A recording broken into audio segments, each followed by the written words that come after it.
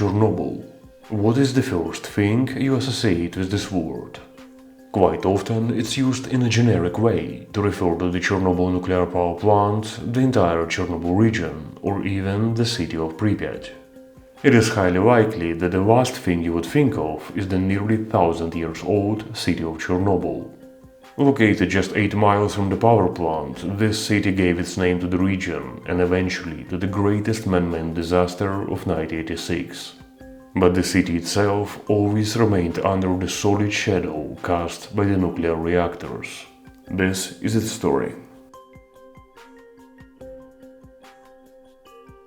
From our previous episode, you may recall that the Chernobyl Polisa region, with its forests, rivers and swamps, is one of the most secluded areas in Ukraine. Studies prove that these lands are the cradle of Slavic civilization, and the history of the city of Chernobyl is a story how empires of all kinds tried to colonize this ancient land. The last attempt made by Soviets radically changed the city and eventually polluted it with radiation, effectively ending normal life here. But in a bitter sense, compared to other neighborhoods, the city of Chernobyl was the luckiest. Because after its 14,000 residents were evacuated, it still continues to live, but in a very strange, one-of-a-kind afterlife. Because effectively it became the capital of the exclusion zone. Before we dive into how this came to be, let's look at what Chernobyl is today. The city sits on elevation of the Pripyat River, where the river forms several bays. The network of streets and lanes remained almost unchanged for centuries, with most buildings being private houses. Starting in the 1930s, many of these structures were demolished and new streets appeared instead. In this early post-disaster image of the city, you can see how different it became compared to old maps. But if you look at Google Maps, you will notice that present-day Chernobyl is actually smaller than in 1986. This is because entire districts were bulldozed in 1988 to prevent its residents from returning. In the end of this episode, we'll return to this detail. In the central part of the city you can see large apartment blocks. They were built starting from 1970s, when the power plant construction began. Most of those large buildings stand along the Kirov Street. This street is relatively modern and leading to the nuclear power plant. It was built instead of a large district, so that's why it is so wide. The central street of Chernobyl now has the name Radianska, or Soviet Street. But originally it consisted of two, Korohodska and Zaliska streets, named after nearby villages. Radianska and Kirova streets intersect with this longest street in the city. Originally here was a Jewish district, but the street was named Spaska, which means the street of the Jesus the Savior. Ironically, in the Soviet times it was renamed after Vladimir Lenin. And actually this is one of those rare cases where Lenin Street in Sovietized city was not the central one. This Lenin Street extends into Karl Liebknecht Street, which historically was called Shiroka, or Wide Street. And from here we can come to the oldest part of the city, the Ilyinska Street, where stands the famous St. Elias Church. Right next to the church starts a descent towards the Chernobyl Wharf. This area is called Podil, and historically this was the most populated place in the city. Unfortunately, this area was almost bulldozed in 1988. Of course, there are many more streets and tiny lanes, and everywhere you can find interesting details. However, before the disaster, Chernobyl was not related to the power plant. Except it gave its name to it because it was the biggest neighborhood back in the day. But after, it became a hub of the exclusion zone. So gradually many buildings were repurposed for offices, laboratories and social infrastructure. But only essential structures are in use here, so in other words, some busy place might stand right next to a building that hasn't been used in decades. Another unique visual feature of the post-disaster city is the above-ground water and heating systems. This makes them easier to service without disturbing contaminated soil. People who work in the zone stay on a shift basis here, either 15 days a month or 4 days a week. So former apartment blocks now serve as staff dormitories. Given that people stay here quite long, there are all facilities they may need, for example, a couple of grocery stores, a few canteens, or a hospital. There is even a bar that exists for decades, the famous Eternal Call on Kirov Street, or a hotel Pripyat on Polupanov Street, which operates from pre-disaster times. But there are no children here, and in general the lifestyle here is quite special. Equally special is the legal status of Chernobyl itself, because despite being a legally existing city, Chernobyl does not have any municipal government. And instead it is managed by the state agency of the exclusion zone management. From February 24, 2022, for more than 1 month, Chernobyl was under Russian occupation. The damage to its infrastructure and enterprises was so severe that repairs are still ongoing. And sadly, many of those who came to destroy and loot actually were descendants of those who decades earlier had come to fight the nuclear beast. And in reality, apart from a few buildings which appeared here relatively recently, not that much has changed here since the Soviet era. And when you look at this, it might be really hard to believe how dramatic and complex the history of the city is. From our previous episode, you probably remember how ancient the neighborhoods of this region are. And Chernobyl is one of the oldest, being mentioned for the first time in 1193 in the Hypatian Codex. But its true age actually remains an open question even today, and there is an opinion that what became Chernobyl was initially the legendary city of Strezhov.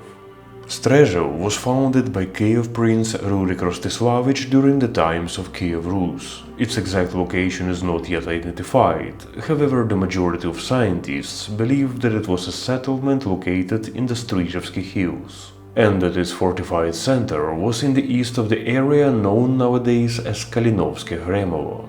And here is an interesting detail. So, the main source of historical data on Slavic history from that time is Nestor's Primary Chronicle, which survives in 3 handwritten copies. So, for the last time ever, Strezhov was mentioned in 1127, in the oldest one, the Laurentian Codex. Then, already in the Hypatian Codex, the city of Chernobyl is mentioned for the first time in 1193. What happened between those years were feudal wars between principalities of the disintegrating Kiev Rus. So there is a theory that the inhabitants of Strezhov eventually moved from Kalinovske Hremovo to the riverside of Pripyat, establishing the new, more protected city of Chernobyl. But surprisingly, for a very long time, no one really knew where exactly the ancient Chernobyl was located. And only in 2003, a group led by archaeologist Sergei Pereverzov discovered that it stood on a cape above the Pripyat River, a few steps away from the famous Chernobyl Church. In 1240, Kiev fell to the Mongol Tatars, bringing Kiev Rus under the influence of the Golden Horde. Later, by 1362, the Kiev Principality, including the town of Chernobyl, was incorporated into Grand Duchy of Lithuania. Since that moment, for nearly a century, Chernobyl belonged to the family of Kiev Duke Olelko Volodymyrovich. At the confluence of Uzh and Pripyat rivers, Lithuanians built a small wooden castle, which stood until it was destroyed by Tatars in 1482. The castle was rebuilt in 1522, and Chernobyl flourished, becoming a hub for traditional crafts and trade. In 1566, Chernobyl gained city status under King Sigismund August and became a privately owned land. The first private owner of Chernobyl was Filon Kmita, who received the town as a reward from the king. After the Union of Lublin in 1569, Chernobyl became part of Kiev County in the Polish-Lithuanian Confederation, and by the 17th century it was owned by Sapega family. Lukasz Sapega established here a Dominican monastery connected to the area's ancient caves, and a cathedral which stood up to 1930s. But these were feudal times, with serfdom forcing average people to work without any payment for landlords. It was not specific for Ukraine only, but here it ultimately led to Cossack-Polish War in 1648. As a result, Chernobyl briefly joined the Ukrainian Cossack Hetmanate, an autonomous and eventually recognized independent state. But the region remained turbulent as the Hetmanate was caught between three great powers: the Polish-Lithuanian Commonwealth, the Tsardom of Russia, and the Ottoman Empire. So, seeking protection, in 1654 Hetman Bogdan Khmelnytsky signed an infamous Pereyaslav Pact with Russia. That had to provide protection for the autonomy, but as all we know from the history, result was opposite. It led to gradual incorporation of Ukrainian lands into Russian Empire and ultimately destruction of the Hetmanate by the 1770s. However, for Chernobyl, this transition came much later. In 1664, Polish forces retook the city and re-established Sapega family rule. When Jan Friedrich Sapega died in 1715, the city was inherited by Jan Nikolai Khotkevich, who established a new dynasty that ruled until 1910. In that time, the city was basically on the Polish-Russian border, so it quickly became a place to which many escaped from Russia, such as old believers who were persecuted because they didn't accept a reform of the Russian Church. In the 1700s, the city was home to Tzaddik Menachem Nahum, the founder of the famous Chernobyl Hasidic dynasty. His teachings attracted many people, and Chernobyl soon became a predominantly Jewish neighborhood. The modern Lenin Street was entirely a Jewish district, and still here stands one of original 6 synagogues of the city. And ironically, it remained because it was converted by Soviets into a military recruitment center. Other synagogues they just demolished. But there is more. Well, you surely know about the Palace of Culture in the city center, where the trial over the power plant management was held after the Chernobyl disaster. What you likely do not know is that this very structure is nearly 200 years old. Because originally it was the Jewish Kahal building, basically the house of a seat of the Hasidic community. Jewish cemeteries in Chernobyl reflect well the hard fate of this community. Pogroms in the end of 19th and beginning of 20th centuries, Stalinist repressions and the Holocaust decimated the population.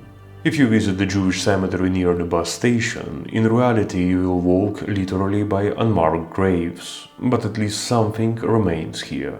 In contrast, the oldest cemetery was destroyed when the Soviets built a school in 1937, using gravestones in its foundation. This small building now marks the burial place of Tzaddik Menachem Nahum Tversky. Graves were only restored in 1990, and before there was just a paved area where school kids were playing. But that happened much later. In 1793, after the second partition of the Polish-Lithuanian Commonwealth, Chernobyl became part of the Russian Empire and was incorporated into Radomyśl County. During this period, the Khotkevich dynasty, like many other landlords, gained even greater privileges. Numerous taxes were imposed, and everyone except serfs had to sign a contract with Khotkeviches to live in Chernobyl. Eventually, this policy led to a population decline to 3,200 people by the early 19th century. In 1854, French-Ukrainian ethnographer Dominique Pierre de la Flies arrived in Chernobyl. He documented local life through drawings and records, and in his picture of Chernobyl we can see the fence of the Chernobyl castle and 3 churches. The leftmost is St. Elias Church. It was built in 1779 on the site of a much older wooden one, and today it is the only functioning church in the Chernobyl zone. At that time, some small industries began to appear in the city. For example, annually Chernobyl produced 4,500 barrels of tar, which were shipped by river to other regions. Serfdom wasn't abolished in the Russian Empire until 1861. And after the reform which changed that, only about a third of peasants of Chernobyl received land due to incredibly high redemption tax. Most land still remained under the control of Khotkevich family, monasteries and churches. That was the beginning of a big problem. So at the beginning of 20th century, the city had 16,740 inhabitants and more than 2,000 houses. At that time, the Russian Empire entered a massive economic crisis, which, together with the repressive policies of the state, led to the revolution of 1905. In Chernobyl, this sparked massive riots against landowners. The situation became so severe that in 1906, Minister of Internal Affairs of Russian Empire Pyotr Stolypin imposed martial law in the region. And although the riots were forcibly stopped in 1907, their underlying causes persisted. After the revolution, with some more rights gained, Chernobyl began to develop again. In 1908, here opened a soap factory, a steam-powered mill and metal works. But in order to explain what happened next, we need to give a side note. In February 1917, the Russian Empire experienced the February Revolution, ending the monarchy and establishing a republic under a temporary government. The government aimed to turn the empire into a democratic federation. During this period, in Ukraine, the Ukrainian Central Council formed, initially seeking autonomy for Ukrainian lands inside the reformed Russian state. But at the same time, communist ideas began spreading. Those ideas are populistic in their nature, so it was easy given how society was devastated by the First World War. And the largest branch of communists were Bolsheviks. So that led to the creation of local Soviets or councils of worker and peasant deputies. Chernobyl was no exception, and a local Soviet was established. However, communist ideas were not popular in Ukraine. In 1917 elections, only 10% of Ukrainians voted for the Bolsheviks, and in the Kiev region they didn't secure a single delegate. On an all-Russian scale, the situation wasn't much better for them, so in October 1917 Bolshevik forces led by Lenin overthrew the temporary government in Petrograd, seizing power. In Soviet historiography, those events became known as the Great October Revolution, though it was technically just a coup. The result was leading to a bloody civil war in Russia. On January 9, 1918, the Ukrainian Central Council proclaimed the independent UNR, or Ukrainian People's Republic. In response, Bolshevik forces occupied Kiev by February 8, 1918. The next day, the UNR signed an agreement with Germany and other allies, internationally recognizing UNR territories and securing military aid against the Bolsheviks. By March, Chernobyl, briefly under Bolshevik control, was occupied by Germans for 8 months. But the year 1918 was marked by the absence of real central power, with local forces controlling small regions, including Chernobyl. In April 1918, General Pavlo Skoropadsky led a coup in Kiev, ending the UNR and establishing a new Ukrainian state under his rule as hetman. The Chernobyl region became chaotic. Literally, villages often were in wars between each other over the land. The problem was Skoropadsky's government ordered the return of land to landlords. That sparked massive insurgency and additionally fueled by repressive actions from hetmans and German forces. By late 1918, Skoropadsky lost power, and the Ukrainian People's Republic was restored under the Ukrainian Directorate. And here we come to one very special personality in history. This is Ilya or Ilko Struk, who himself controlled the entire Chernobyl region until May 1919. He led an insurgent force he himself called the First Insurgent Army of the UNR. It was headquartered in Chernobyl, where he published the newspaper Freeland. And though he claimed to support the Directorate, it appears he was primarily focused on his own interests. So in February 1919, forces under Ilya Struk command unexpectedly switched side to the Bolsheviks, and they handed control of Chernobyl to a hastily formed revolutionary committee. However, I remind you, Soviet ideas were largely seen as hostile in this region, so Soviets needed to create an enemy in the face of reach. So, to divide society, they issued a decree regulating how much of the harvest people could keep. But the management was left to committees of the poorest peasants who confiscated crops from wealthy residents, and eventually the life here became unbearable. On February 5, 1919, Bolshevik forces occupied Kiev. Shortly after, Struk broke ties with the communists and turned against them. His forces captured Chernobyl on April 7th, leading to a 25-day-long massacre. In early May 1919, Bolshevik forces made Struk to retreat and re-establish Soviet control in Chernobyl, though their grip was quite weak. Resistance was so strong that even some Bolshevik forces in the city eventually joined Struk's insurgents within a month. After further events, including a brief Polish occupation, the Soviets finally established their regime in mid-1920. Nationalization of property, crop confiscation and other repressive measures sparked massive riots, and only the Red Army intervention stopped them. By 1921, the situation improved just slightly with the opening of steamboats repair workshops, providing some jobs. Library, two clubs, a small theater and a few shops reopened, but by 1922 the city largely remained in ruins, with only about 9,000 residents. That reflected the state of the entire country. So it became clear that the repressive military communism wasn't working, so the Bolshevik Party introduced the new economic policy known as NEP.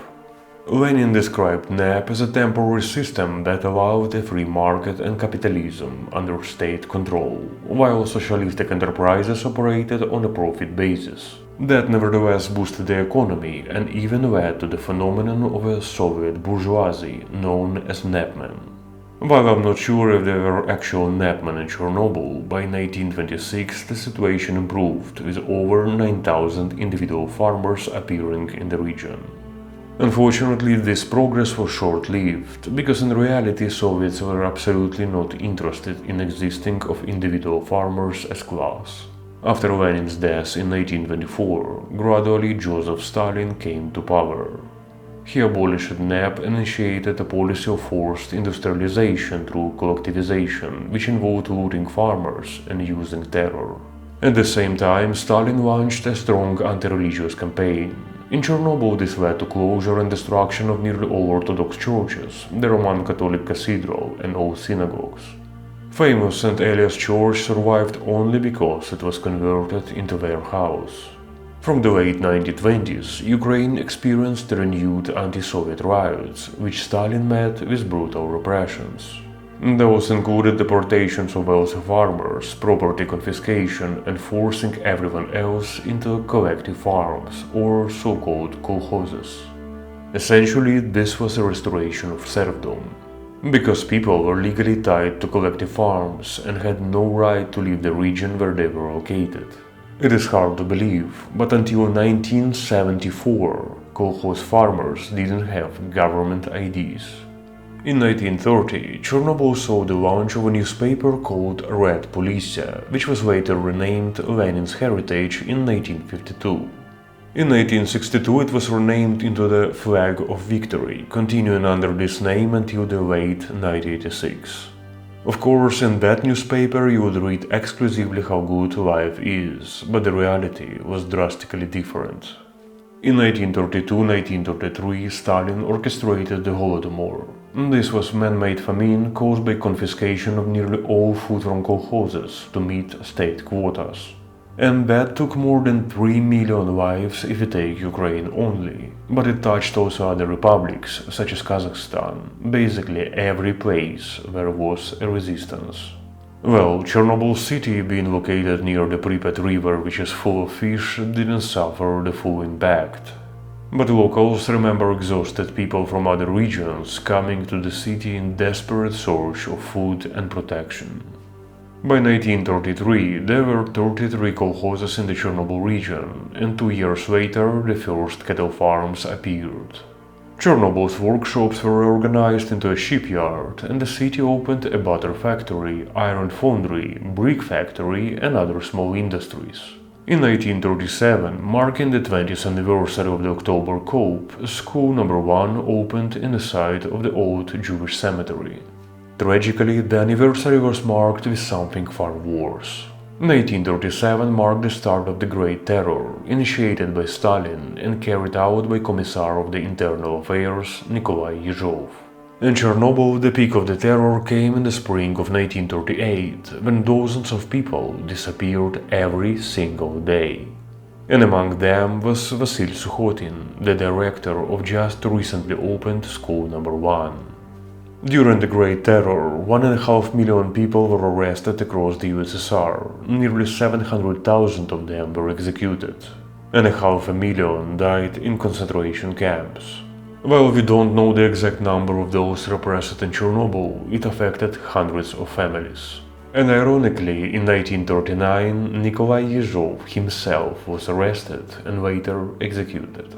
In June 1941, German forces invaded the Soviet Union, catching the Soviets completely unprepared. Well, two countries previously been allies, and many qualified commanders had perished during the Great Terror. As for Chernobyl, it felt the impact almost immediately. On August 23 and 24, 1941, retreating Soviet divisions passed through Chernobyl, blowing up the bridge and leaving the city in total chaos. German forces arrived 2 days later and began the occupation. On November 19, the remaining Jewish population of around 400 people was executed in the anti-tank ditch near the cemetery. Their mass grave still remains. The battles between the Soviets and Germans were particularly brutal, as they involved crossing the Pripyat River, challenging terrain. On November 16, 1943, after 2 years of occupation, Chernobyl was liberated. The problem was that Soviet laws treated absolutely anyone who remained at the occupied territory as a traitor, regardless of a reason. A good illustration is this thing from our collection. So this is the labor document from 1953, belonging to a man born in Chernobyl. This is a standard form for that years. So it included questions about nationality, whether he had ever been abroad, was he ever captured, or if he ever lived in occupied territory. While this very particular man was cleared, many others and even their children faced lifelong consequences. The Germans had destroyed many buildings and sunk 24 steamboats in the Pripyat River. So repair work began almost immediately, and by 1944 some industries were again operational. Chernobyl Repair Department 31 played a crucial role, raising and repairing the sunken vessels. In fact, many of the workers of it were teenagers, and many of them later became the skilled workforce of the Chernobyl shipyard, which operated until the 1986 disaster. In the post-war period, Chernobyl underwent big reconstruction, with the city center rebuilt and modern roads connecting it to Kiev and Yaniv by the 1950s. The Pripyat River remained a vital transport route for cargo and people, and in 1965 Chernobyl port was rebuilt. And all this made the city a popular summer resort destination. In 1860 the local metalworks became an iron foundry. It still stands right in the center of the city. In 1865 a movie theater opened. You surely know this building because it's also in the very center. After the accident, its hall was converted into a grocery store, and in 2011 it became the Wormwood Star Museum. Approximately at the same time was also built the department store and a canteen. The canteen still exists, while the department store was demolished in 2011. And here we come to the recent history. So, on February 2, 1967, the government of Ukrainian Soviet Republic sought an approval of the project for the Central Ukrainian nuclear power plant. It had to be located near the village of Kopachi in the Chernobyl region. On March 15, the decision was formally approved. Of course, no one asked the local community whether they were okay with having this facility nearby, nor did they have a say in giving its name Chernobyl. And Chernobyl wasn't involved in the plant's operation. After all, it was just a little city along the highway leading to it. Perhaps the only effect was economic, as the region received financial donations in exchange of land occupied by the power plant. That, for example, led to the construction of apartment buildings, mostly on Kirov Street. But all that was for nothing, because what happened in April 1986 we all know very well. However, there is a dark historical fact that you can easily verify by yourself. In big scale, building the power plant here was a massive social and technical experiment that ended in disaster.